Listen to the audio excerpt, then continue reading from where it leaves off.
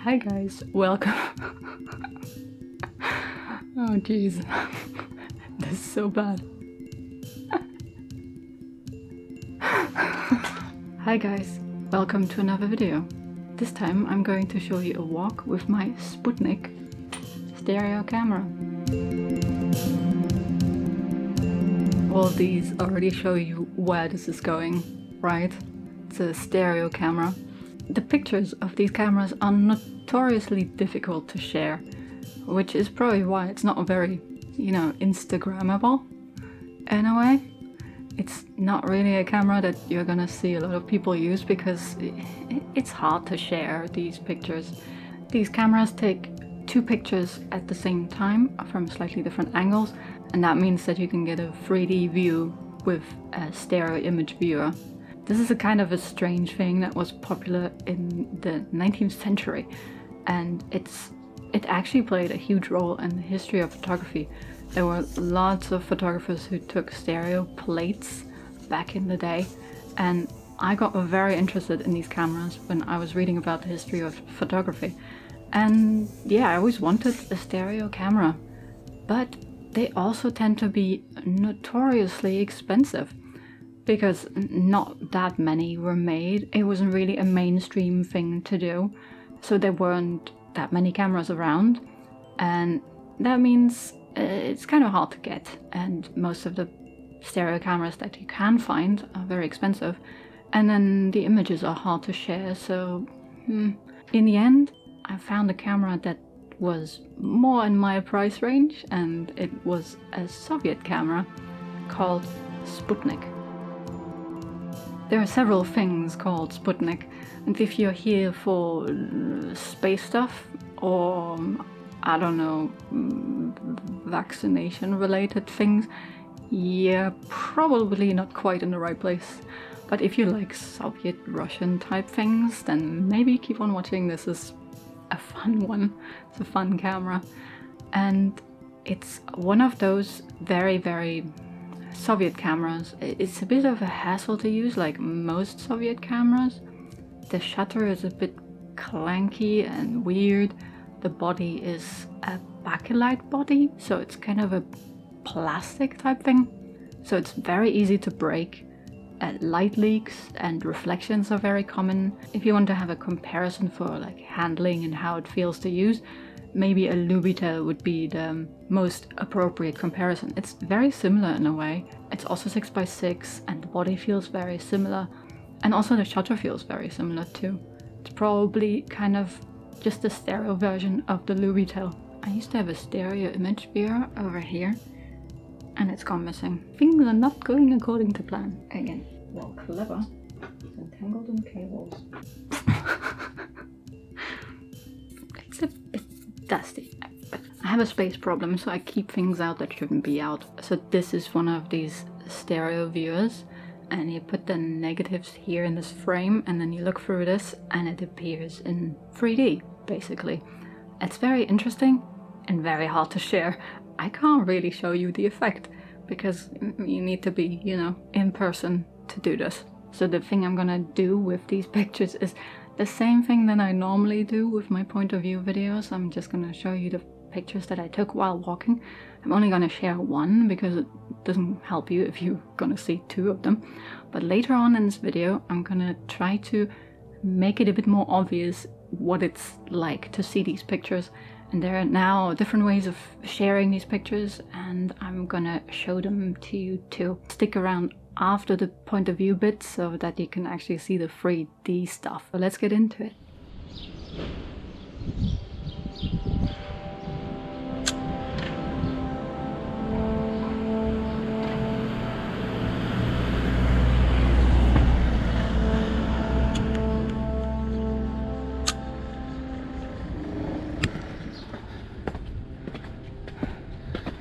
Oh god.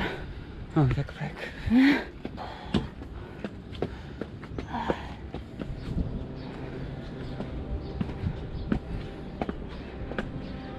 Oh wow. I feel really fit. Better sit down. Oh.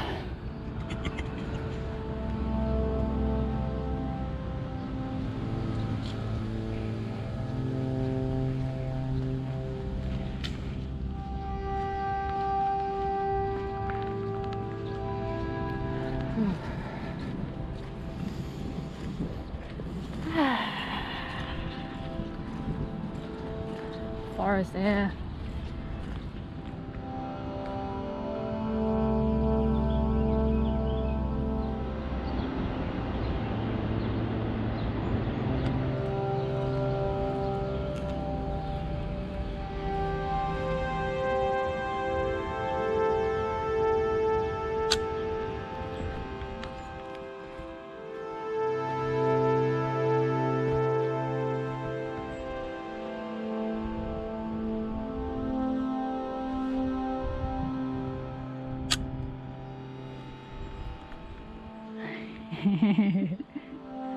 Social distancing stick.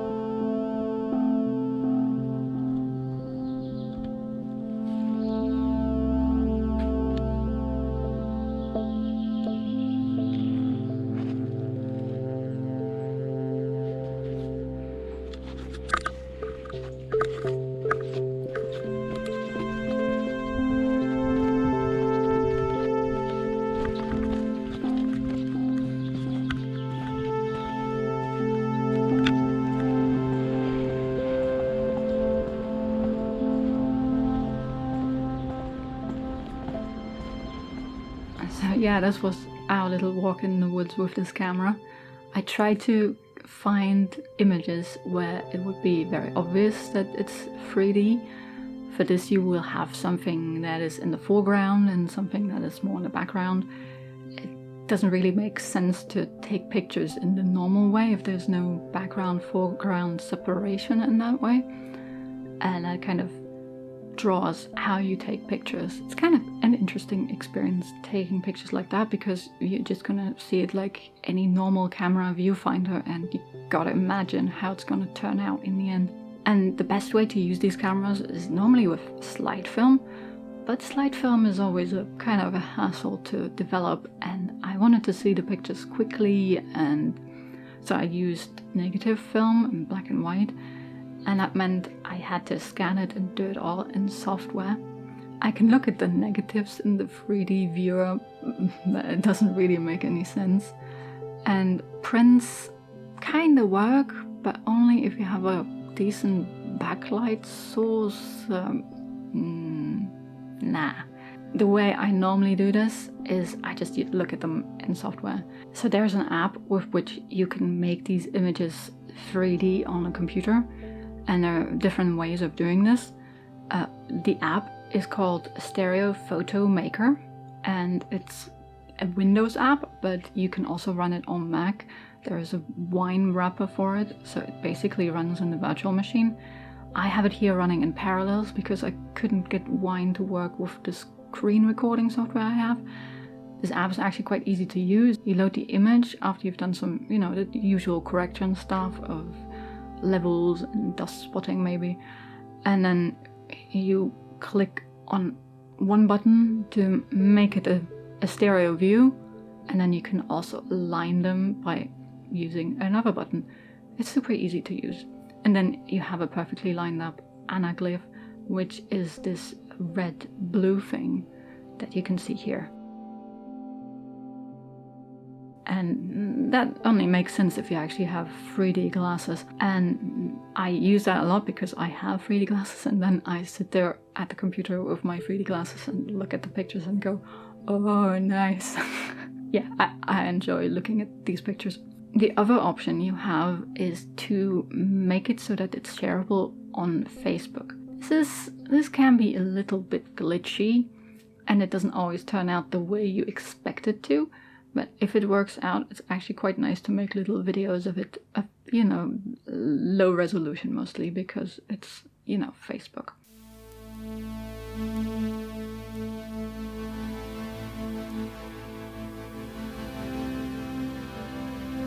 And the way you do that is you need to install another little program. I will link a video in the description where you can see a tutorial of how to install it and use it.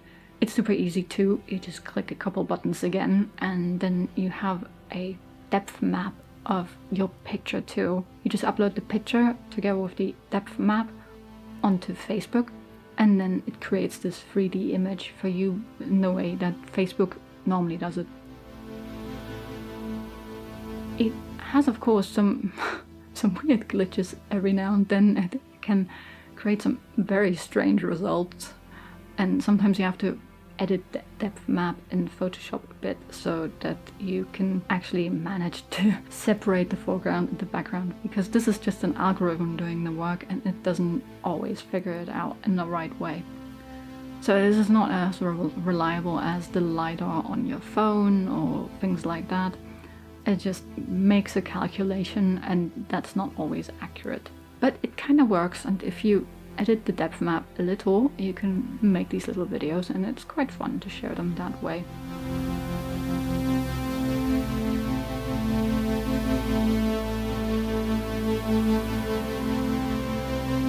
I personally think it's a really cool camera. It's such a mind bender in a way, because you have to think about the picture's gonna look like in the 3D space, and it's gonna be different for the flat image, and it's a very different way of taking pictures, and I enjoy that a lot.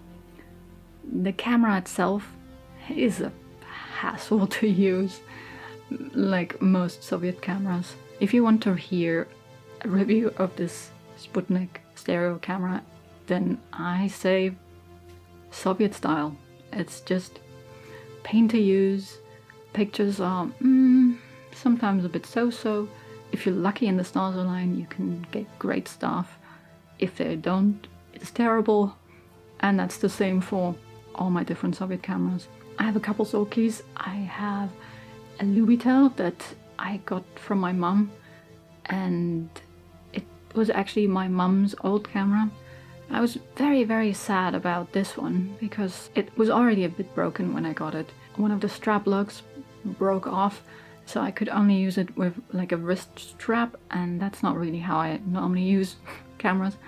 And then I thought, maybe I could transplant the lens. But the lens was full of fungus too, because it had been sitting in a box in like a garage for many years, and it was just full of fungus and not really in that great a shape. And then I had it on the desk sitting in sunlight to kill the fungus, and it fell off the desk and one of the lenses broke. And yeah, I'm sad about it because now it's not really repairable in any way. It's basically just a nice decoration in a way. But truly, replacing it doesn't make much sense either, because it's not that great a camera in any case. I have better cameras, so it would have been a sentimental thing to do, and I was in the process of restoring it for sentimental reasons, and then it broke. Soviet cameras are not really the kind of cameras that you use if you want to have a nice shooting experience. There's no buttery smooth anything about this. Shutters are clanky and weird, and they often jam up. They jam up in cold weather, which is ironic. And I took a lot of interesting pictures with my old Zorki, but I also called it all the names under the sun because it's such a pain to use. Not the cameras to get if you want to have a smooth experience, but they can take nice pictures if you know how to use them. And that's my general review of all Soviet cameras that I have ever used. So this is as much of a review as you're gonna get from me on this channel. I don't really do camera reviews. If you're interested in more camera review style videos, I'm gonna link a couple of channels down in the description. that I enjoy personally watching. And I don't personally like making these kinds of videos, but I enjoy watching them just like everyone else does. I just find it tedious to keep all the information in mind while I'm making videos. I just like to show you my hands-on experience with cameras, the pictures that I'm actually taking with them, just a real typical way of how I use the camera. And that says nothing about whether the camera is good or bad for anyone else. It's just my personal experience and the way I take pictures, and other people might not like the cameras that I like, so I find reviews very subjective in a way, and they don't usually help me much either. I need to get the hands-on experience myself before I can decide whether I like a camera or not. I've been asked several times to make reviews of different cameras that I have, but I don't really think that they're gonna help you all that much, because the cameras that I enjoy using are all over YouTube anyway, like my Leica or Rolleicord or any of those types of cameras. They're just nice to use. And the more unusual type of cameras, there's usually a reason why they're not that commonly used. And there have been so many cameras produced in the last century that making camera review videos is endless, but also not that interesting, because you can't really get used to a camera that much while you're making reviews all the time. I prefer just using my cameras and actually taking pictures. Always trying to wrap my head around a new piece of gear is not really what I enjoy doing. I just want to take pictures and share them with you. And sometimes I use some very odd, weird things like this little stereo camera, and I have some not so usual cameras too. I will show them to you in different videos, of course, and you're gonna see all my different cameras eventually in all these videos, and I'm gonna give you some very subjective opinions about it, but they're not gonna be any camera review videos in the classical sense on this channel. I just don't enjoy making them, and I think it distracts me from what I actually want to do, which is to just take pictures. That's the way I make videos on this channel. Well, my photography videos anyway. Well, if you enjoyed this video, then please leave a like and subscribe if you haven't done so already. It really helps out my channel and I would really appreciate it. You can also support me on Ko-fi if you want to support what I do here. In the future you can expect more videos like this one, just hands-on camera videos from my point of view. And I find them very fun to make, but they've been really challenging to make for me lately, like in the last 1.5 years, for very obvious reasons. I'm risk group, so it's been super difficult to go outside, especially since the numbers here are always out of control. But good news, everyone, I'm finally fully vaccinated, so I can now go outside a bit more, I think, and take some more risks perhaps. And that means there are gonna be more videos like this one coming up, and soon too, because now I can even go outside to film perhaps. Ha, that would be something. Because you know, the thing I haven't really mentioned in these videos yet is that normally there's a lot of construction noise around here. It's been going on for more than a year. They've been hammering and drilling 6 days a week. You try filming videos around that when you can't really go outside because there's some sort of plague going on. Yeah, not so easy. It's been very frustrating for me, and I think that may have been a bit obvious from some of my videos too, that I've been very frustrated. But yeah, I think that's gonna change now. Oh, fingers crossed. It's gonna change now. And that's where we're at now. Fully vaccinated. By the way, I got vaccinated in the bullfighting arena. There must be a joke about that somewhere, right? If you find one, leave it in the comments section. You can also share your weirdest camera that you've ever used.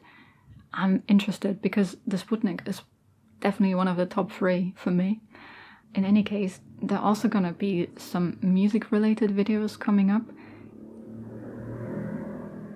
If it's ever gonna be quiet, around here. There are also some music related videos coming up.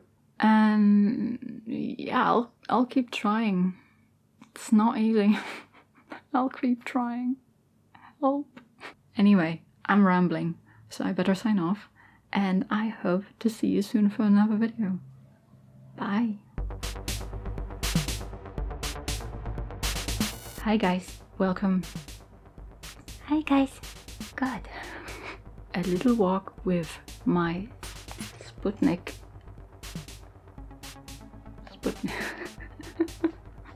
Fuck. And this is starting great. This is actually not that heavy. Just pretending. With my Sputnik stereo camera. And I'm trying very hard not to laugh and it's not working.